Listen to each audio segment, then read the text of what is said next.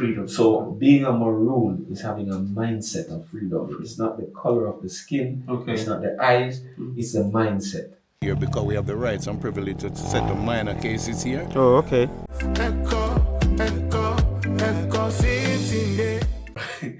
All right, guys. Thank you very much for checking us out. Odinkan, I know you don't understand, but I'll explain that. Thank you for welcoming me to your home. Yeah. Odinkan, madanyanko panase does maybe pay Accompong Maroon.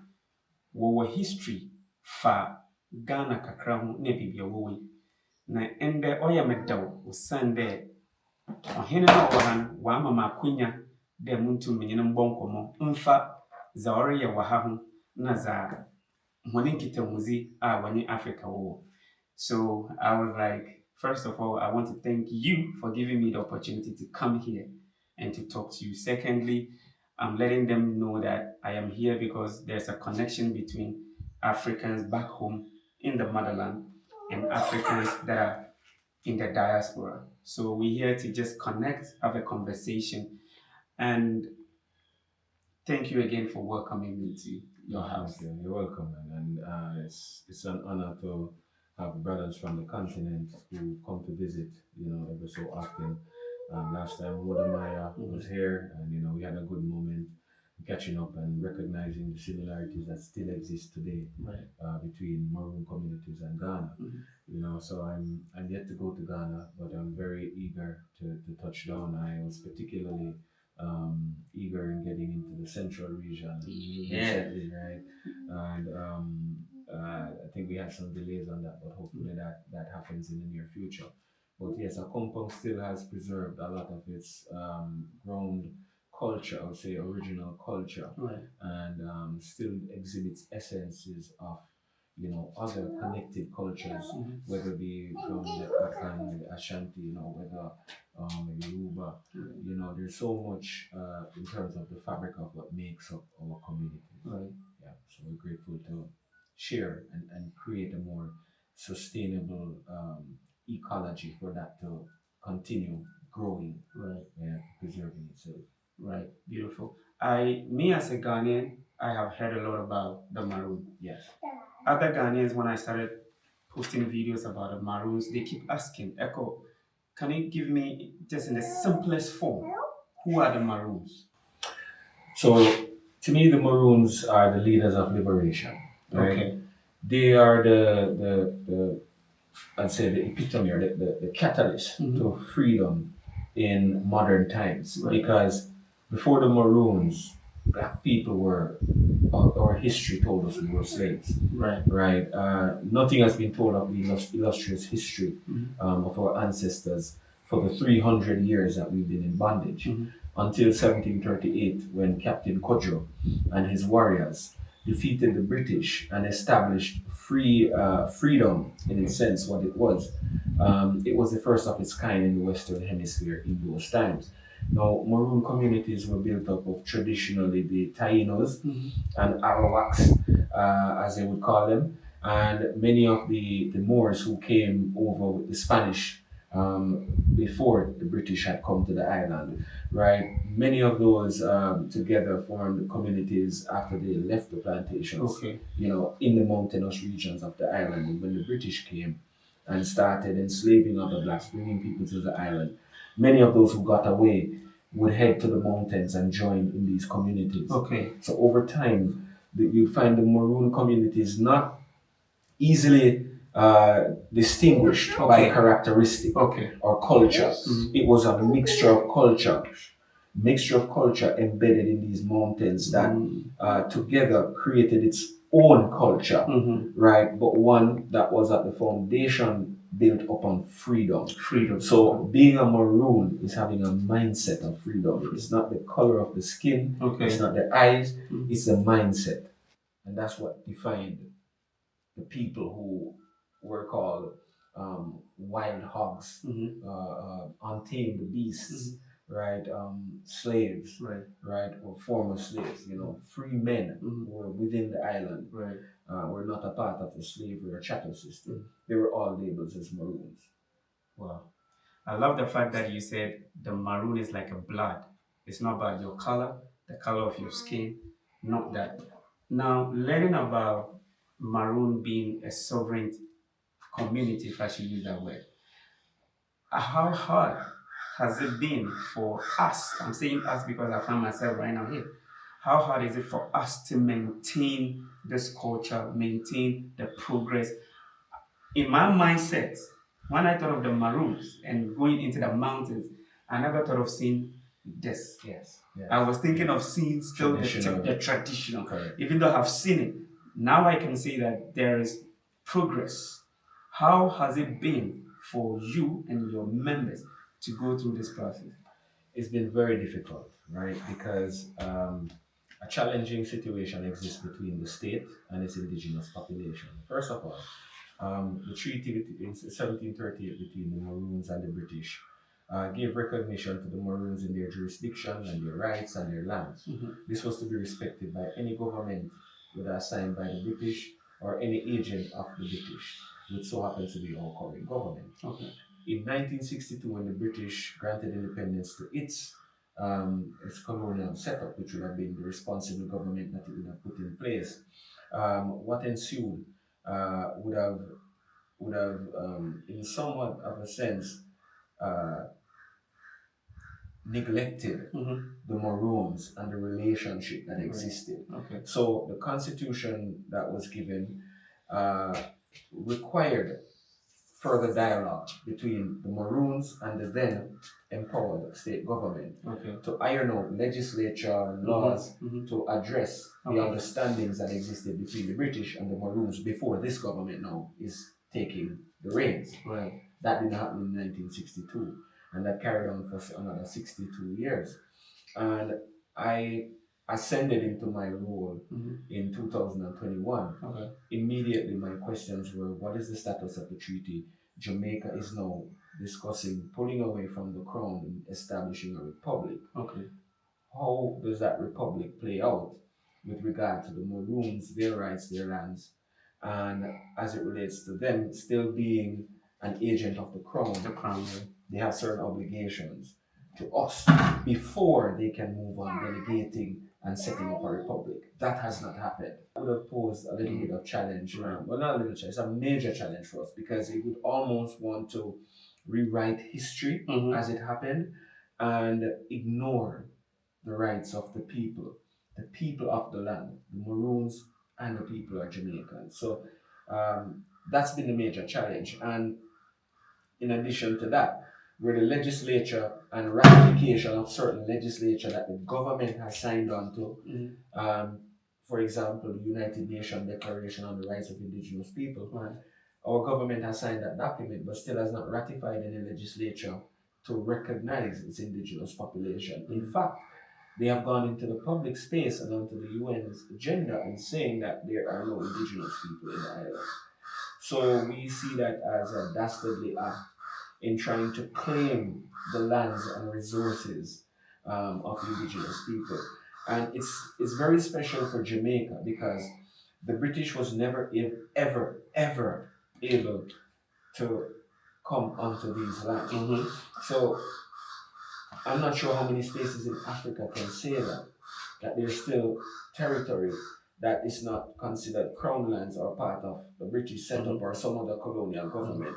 This area that we call cockpit country where we live, over 300,000 acres. This land has been preserved by our ancestors from then till now, never been touched. So we don't see how a government that came hundreds of years after us can now be asserting rights and claims over those lands. So those are the significant challenges we have. Additionally, as indigenous people, we have certain rights that are enshrined in these doctrines that are still, again, signed by state government, that are not living in our legislature today. So therefore, our indigenous population is constantly being used, constantly agitated, constantly being oppressed, constantly being marginalized, constantly being discriminated with no reprieve. So our fight has been on several levels, because then when it comes to our own development. Right. We have very poor roads. We saw the road. Yeah, when I was coming. We have no running water, right? Electricity is minimum, right? But the essentials for living in these territories, it's a very tough space to live in. And as usual, our people have always lived through difficulties. We don't have a challenge living through difficulty. But there comes a time when one has to question dignity. Right. And for me, it's now raising the dignity in which we live and our people live. We're an illustrious people. We have a rich history, and one that's sewn into the fabric of Jamaica cannot be removed or denied, right? So getting water, clean drinking water to the community has been an imperative for me, while we work on the other water initiatives to get running water into Accompong. Being just addressed while we're working on the larger water supply system.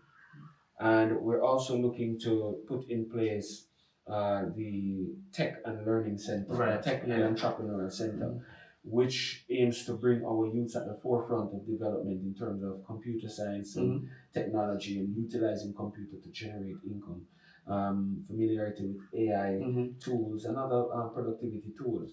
We want to also train young minds and brew young minds in entrepreneurship. Right. A lot of people have ideas and concepts, but don't know where to move with it. We want to bring skills and talent in to help move that and develop these talents, so we can have value added elements coming out of our community. We're going to be renovating the primary schools and upgrading the museum and fixing the roads. Right, all of that have been pretty much worked on in my first term, and we're pretty much on our way to getting those done. Wow, beautiful. I'm amazed because I feel like I am seeing a future where before you come through this side, this is a well-developed community. That is how I see in your eyes. Exactly. That is the vision that I see you're trying to drive at. Exactly. The difficulty, yes, with the government, the difficulty with I was watching the panel being brought here because I was following you on Instagram. Jamaica, and hello, the Maroons of Jamaica. Hello, Chief Currie, Ambassador Anuel, and hello, Jeff and Leah Funderburg. I've been working with this technology for many years, and I'm very pleased to provide this technology to the people, the Maroon people of Jamaica, and to the entire nation of Jamaica. This is a great honor for me, and it's a great honor for the technology and all the hard work that everyone's put in here to do this. That mission that I have is to save a life, and now you're giving me that opportunity to help give you a technology that'll take you well into the future and support the people that definitely need it. I've seen all that you're doing, and then especially with the man who is in US supporting with the water thing. I was following all of that. Yes. And so when I saw the video of you on the bus, on the big thing truck, bringing out like, yo, the dream that you have, talking to that man, I was watching all of that. So it's a big move. Coming through, I saw the road, like you said, is zigzag here and there, and I was asking what is going on. So I feel the energy you have in trying to put. Does the Diasporan Society of Accompong, I know definitely there may be other people who are living in the UK, maybe the US, what is their support towards here? A very small percentage of the diaspora supports what we're doing here. The challenge is, you find that so many people in the diaspora have never ever witnessed this that we're living right now. Okay. Right? The understanding of who they are and what's they've been sitting on, it's an awakening for them in themselves. Okay. And I think that there are some people still trapped in an inertia, in a space of not knowing where to go and what's happening, or trusting, not trusting, or trusting, not trusting. Skeptic about. And then you have those who are straight, trying to influence the flow of things and where things go, which could be contradicting to what we're trying to do. Right. And it creates more challenges than opportunities at a governance base, right? So I would say I would love to see more active engagement and involvement from the diaspora instead of talking, bickering, and fighting. That's what seems to occupy most of that time. I've been in several groups. And I'd love to see them come together in a more productive way. Right. Yeah. in a more productive way. It is like that when it comes to Ghana. We have the diaspora, some diaspora, not supporting, and they also at the back talking too much. Correct. And I believe, like he rightly said, the simple explanation that I can give to all that you've said is he wants to make sure that we have a good life here. It's as simple as that. Because when the youth can learn about AI, can learn about IT, can learn about math, can learn about the languages, then they can be able to expand themselves and bring in more resources. That is exactly so. If you're watching this wherever you are, if you're a diasporan from the Maroon or whether an African diaspora, this is the time for us to, I think, get closer and support the people of the Maroons. This is my channel. I have a lot of diasporans who watch my channel. And so I feel most of them do contact me, Ekow, you have to go to the Maroon. Yeah, and now I am here and I'm asking that a big support coming for my people. That is how I see it here. To end this, if anybody is watching and you would like to send a message straight away to them. But before that, when you come to Central Region, where I am from, we speak Fanti. Fanti. So I am willing, every year I plan to come to Jamaica. Yes. I am willing to spend a week or two here with the little ones and teach them Fanti. That. I love and appreciate that. Yeah. And that's something that we've been wanting to bring back. The language and the arts around it. So things that would be a great addition to a summer camp, kids summer camp. Okay. We try to do every year, but we fit it in whenever you are available, of course. So that would be fantastic. That would be fantastic. So, like I said, I'm from Central Region. Ghana is into 16 regions. Yes. I'm from the Central Region. We speak Fanti, and most of our activities are just like what you do here. I saw someone going to the farm with a dog in the morning. Yes. And typically, when you go to Central Region or Ghana, some part, they wake up in the morning with their dogs and hunting and Yes. So I see the similarities here. And so you are very much welcome to Ghana. The whole of Accompong, everybody who wanna make the step. I hope that next year, next 2 years, if we are still alive, there will be a big bus taking some of us to the airport, flying to Ghana, Cape Coast, to be specific, where you learn the culture, because that is where slavery started. Yeah. So we have the Cape Coast dungeon. It used to be called castle, but we say castle is for the white person because he was enjoying. But our forefathers were down there in the dungeon suffering. I hope that when you come, you go to the castle and you learn it, too. I know you know, but you being there, makes a difference. it makes a big difference. And I love the energy you are coming with. It's like your ancestors are following you. And that is what I also feel right now, to move all the way from Ghana. It's not easy, no direct flight. Yeah, man. Go through Canada or UK or US just to be here. So I love what you are doing and I'm in full support of this. That is why I came here. So anybody who is watching you right now, what will be your last word and message to Ghanaians, specifically Ghanaians? So I would say for everybody watching that, the fight is not easy, but it doesn't mean it cannot be overcome, right? The challenges cannot be overcome. I think we've done a lot in the 4.5 years with concerted effort and unifying like minds and being persistent about the vision. And I think for us, we need the support of the voices coming out, standing up in advocacy for solidifying Maroon rights and indigenous rights in Jamaica, for us all to benefit from a better Jamaica. So I implore continued advocacy and support through initiatives wherever possible to make this thing happen. That's really my wish. As where we go, I know every 5 years we have an election to choose who leads. That comes up in February next year. So of course I'm at the tail end of my first term. Very proud of my accomplishments.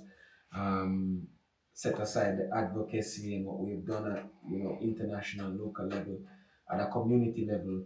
I think we're now starting to really reap the benefits of the hard work that would have been done. So I'm very grateful for that, and we want to continue on this path and mission to securing our legacy, securing our future and our birthright for the perpetuity and for the posterity.